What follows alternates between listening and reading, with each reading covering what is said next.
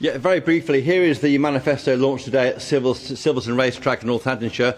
Exactly, you knew a lot about it. We've had a lot of coverage recent weeks, a few surprises in there, national insurance for self-employed, and a few other areas, but that's about it, really largely known, not as bold as some might like it to be, certainly on the right of the party. But elsewhere in election land, we've had a poll out tonight from YouGov showing that Reform UK is now 1 point behind the Tory party. Reform on 17 points, Tories on 18 points, Labour 38 points, so 20 points ahead of the Tory party. That lead is fixed in cement, it seems, since Rishi Sunak became Prime Minister. Liberal Democrats up 15 points. This poll carried out Monday, Tuesday after the Lib Dem manifesto, so we may see a bump for the Tory party from this manifesto dropping. We haven't yet seen, of course, Reform UK's manifesto dropping. Reform UK numbers, by the way, up by 50% since Nigel Farage became leader. 45,000 members now. That's worth an extra £350,000 into their bottom line. So the Farage effect is taking effect. We haven't yet reached crossover when Reform become the second biggest party ahead of the Tory party. That may happen, may not happen, but the trend looking like it could happen.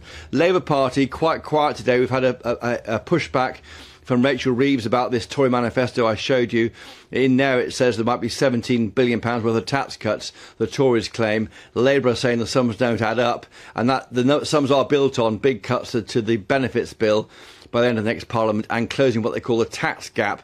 That's the difference between what the Treasury, the HMRC, should pull in tax and doesn't because of avoidance and evasion. So, and they do claim politically that Sunak is copying Liz Truss. And just finally, Liberal Democrats, again, they've been attacking this manifesto, saying that it's not worth the paper it's written on. Yeah, indeed. Let me ask you this as well, because I know you've referenced this on social media as well. After Rishi Sunak's kind of speech and presentation, the first journalist that got to ask a question from broadcast media was yourself. Many people very upset about that, saying, I quote, "It was a disgrace." That's what Gina Miller said. What says you? Yeah, I don't know what Gina Miller's on about. Now, she obviously she leads a party called True and Fair.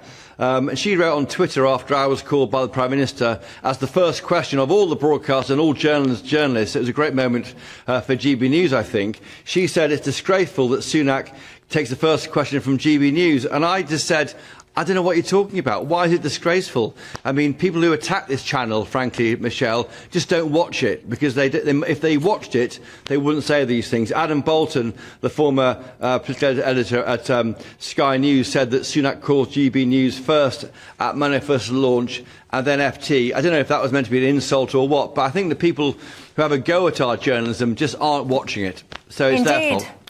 Indeed, I find it all ridiculous. And of course, you will remember Adam Boulton. He was the fella on that really balanced episode of Newsnight where they all sat around and reflected on how, in fact, we should all be closed down. And Adam Boulton was the chap that pipes up and said that we were disrupting the delicate broadcast ecology or whatever it was. How dare we? Anyway, Christopher Herb, thank you very much for that. Keep doing what you do. We very much appreciate it.